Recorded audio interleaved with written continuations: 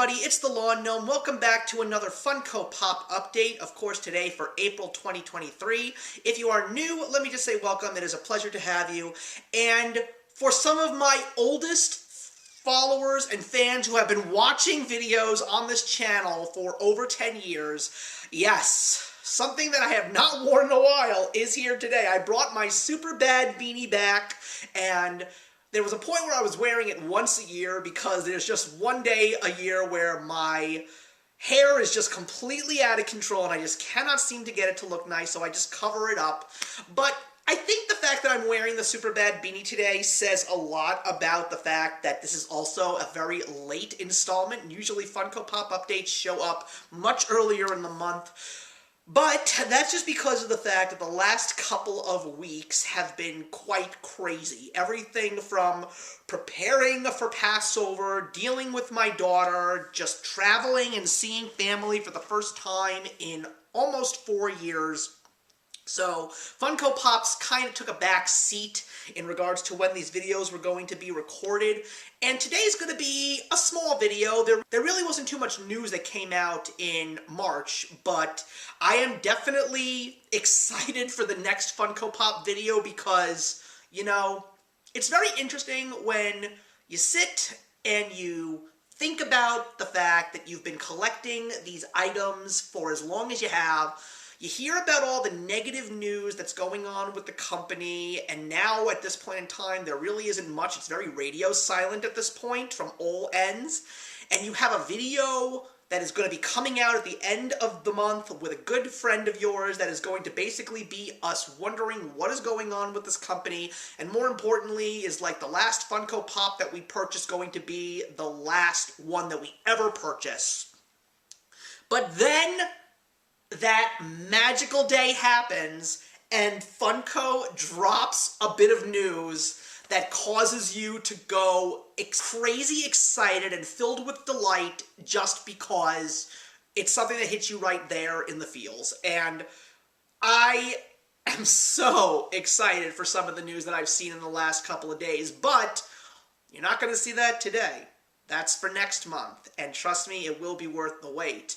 But at this point in time, like I said before, I'm being very, very selective in regards to what I'm going to be discussing with you guys today because I just don't want to get to that point where I say I've run out of Pops. There's still some stuff on the way. I'm waiting for a Target exclusive. I'm waiting for my WonderCon exclusive to come. I also have some stuff coming from Entertainment Earth's 3 products at this point in time, and based on the news that I just literally saw a few days ago, there definitely will be some more stuff. So I'm excited to talk about all of the Funko news. So last month we discussed the fact that I was far too late to the party to go over the newest installment of the DCEU with Black Adam, and this is more of a not late to the party for me, but rather a late to the party for Funko, because we got, at the end of 2022, a massive reveal from them, which was a brand new extension to the Spider-Man No Way Home line, because the movie had been out for almost a year, so they said now is a good opportunity to start giving them all the versions of Spider-Man and all the villains and all that junk and fun stuff. So I think Funko was a little late to the party. But when I saw those reveals, I definitely said to myself, oh dear God, I think I'm actually going to get a bunch of these, because there were just some that were too good to pass up.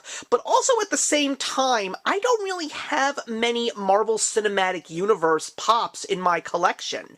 I just have a couple of Groots. I also have some of the Deadpool Pops, and I have only one Captain America from Avengers Endgame and a Beast played by Kelsey Grammer from the Fox X-Men line. All my other Marvel Pops are very comic book oriented, so knowing that there were going to be some brand new Spider-Man Pops from the Spider-Man film No Way Home, which encompassed the entirety of the Spider-Man film legacy, there were just some that I said, you know something, I gotta get some of these, because some of these characters were played by some of my favorite actors, and these Spider-Man movies are some of my favorite comic book movies, so I had to. There was no way I was going to avoid spending money on these. So I wanted to be a little smart, because there is a lot of stuff, but I also really wanted to make sure that I got everything that I wanted. So there was going to be not just Tom Holland Pops, but there was going to be Andrew Garfield Pops and Tobey Maguire Pops. So when I found out that Amazon was going to take all 3 versions of Spider-Man in this film and put them into one box, that was a good place for me to start. So I got all 3 of the Spider-Mans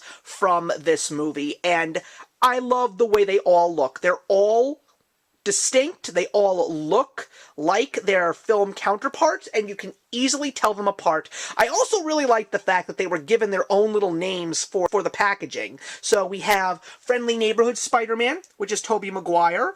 We have Amazing Spider-Man, which is Andrew Garfield. And of course we have Spider-Man, which is the MCU Tom Holland version in the Iron Spider nano suit that he got from Tony Stark.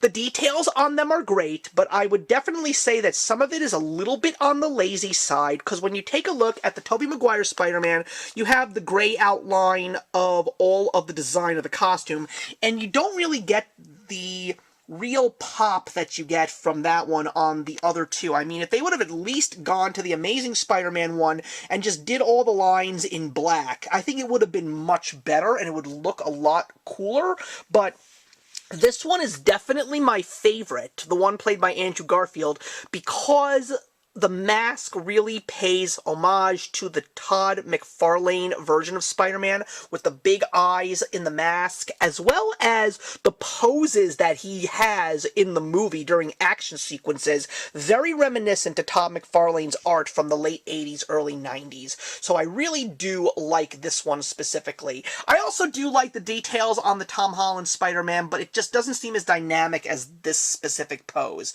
And then, of course, I had to get some of the villains, not because of the fact that Spider-Man needs his rogues gallery in my collection. I pretty much did that with the Sinister Six, but there are actors that portrayed these characters that I just have to have in my collection. So I did a lot of thinking, except for one, and that, of course, was the box lunch exclusive of Willem Dafoe's Green Goblin.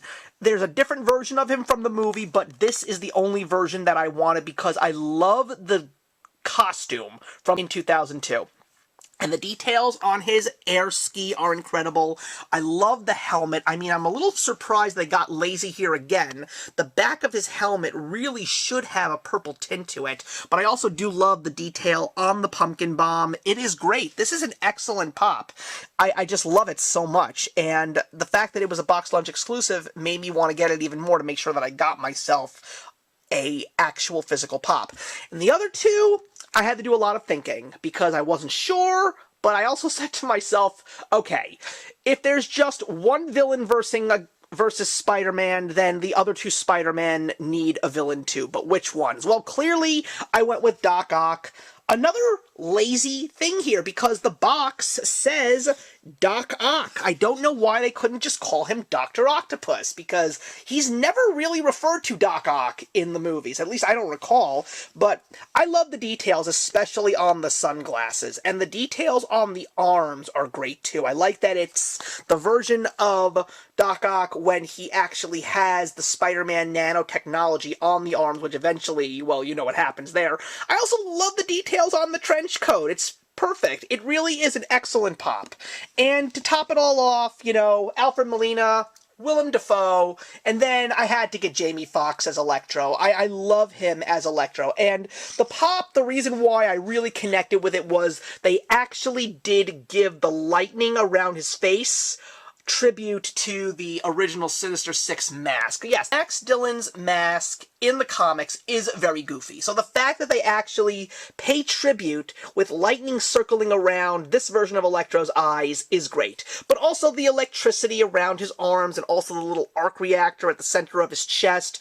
This is a very good pop. And Jamie Foxx, you know, he did a great job playing Electro. I also really like the texture on his head because it feels very different. Not smooth, but like it actually feels a little bit like hair to a certain degree.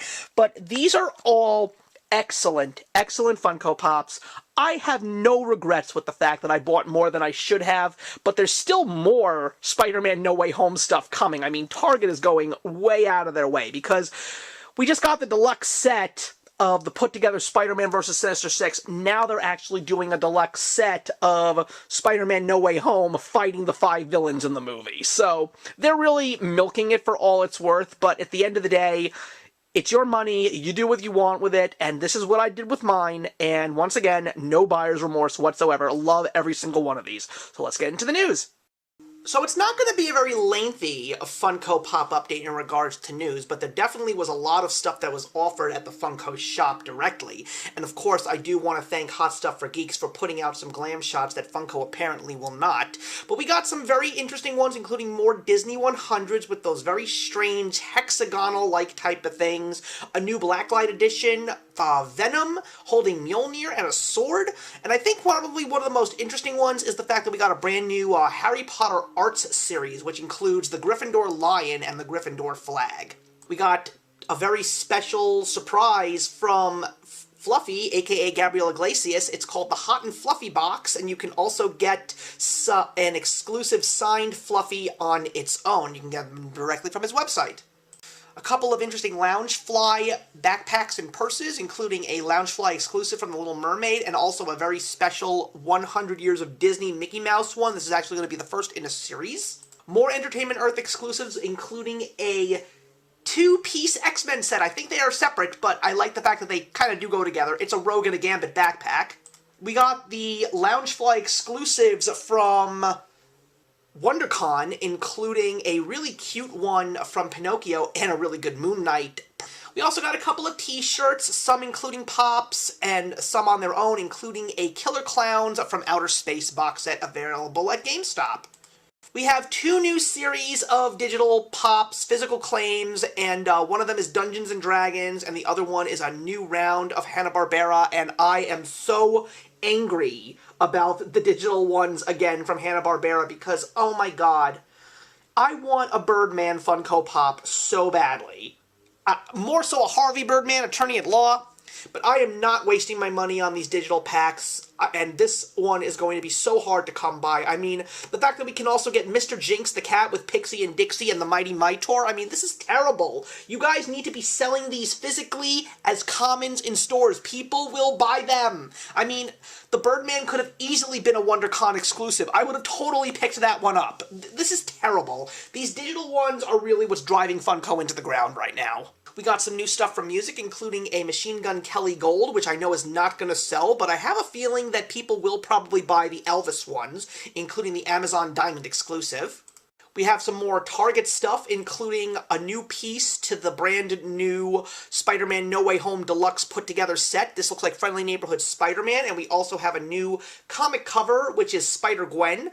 And we also have a couple of very interesting Jurassic Park exclusives, including 2 separate pieces that actually do join together, and we have Bullseye as John Hammond. We also had Star Wars Celebration 2023, not many exclusives. I have actually been gracious enough to get a few of these Celebration exclusives. I have the 20th anniversary of Darth Maul from The Phantom Menace, as well as the Star Wars Rebels Grand Admiral Thrawn, which is one of my personal favorite Funko Pops, but it looks like we got a Thumbs Up Jar Jar Binks, which is cute, and we also got a 2-pack of R2-D2 and R4-D5.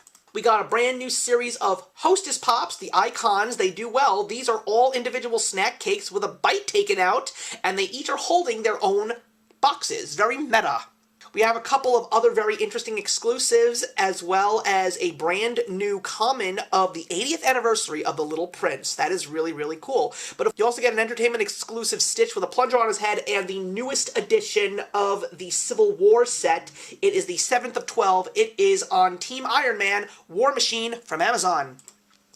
We have a brand new series of exclusives from WWE that were actually sneak previewed at WonderCon, and includes a couple of versus battles, as well as a SummerSlam ring, as well as a calendar with little pops inside. Some brand new My Hero Academias, including a brand new Funko Pop keychain, as well as the 3rd in the series of characters at a bar. We already got the first 2. We have some new Pokemons, including 3 brand new additions to the Pokemon set, and a Target exclusive jumbo-size Glaceon, as well as a Pokemon Center exclusive, which is a Pearl Pikachu. I think a lot of people are going to want that one. Some brand new sodas. These are not exclusives in limited batches. These are actually commons of Shazam! Fury of the Gods. There are some exclusives to different retailers, but these are not limited amounts. These are actually commons, because one of the few things that I am noticing is that the sodas that are a set of something don't seem to have exclusive batch numbers, but if it is just one on its own, there will be a limited amount. We also have 3 more from the What If series. This is clearly from Season 2, and once again, these are commons. These are not in limited batches. And one of them is an exclusive as Amazon. And then, the Bitty Pops. I don't like these. I don't know whether I hate the digital Pops or the Bitty Pops more. I can't figure it out. But clearly we've got Batman, and it is a conglomerate of comic book Batman, movie Batman, animated series Batman, and 1966 Batman. So, it is a set of 4, and the mystery can be any one of the 4 below each of the sets. So it could be 1966 Penguin, Batman Animated Series Catwoman, Batman Beyond, and Hardak Batman from the animated series. Probably the only decent thing that really grabbed my attention was the fact that we got more Flash Pops from the brand new movie coming out this summer, and I finally got to see some of the glams from other characters that I knew were coming out, including a really cool exclusive of the Flash from Amazon, of him running.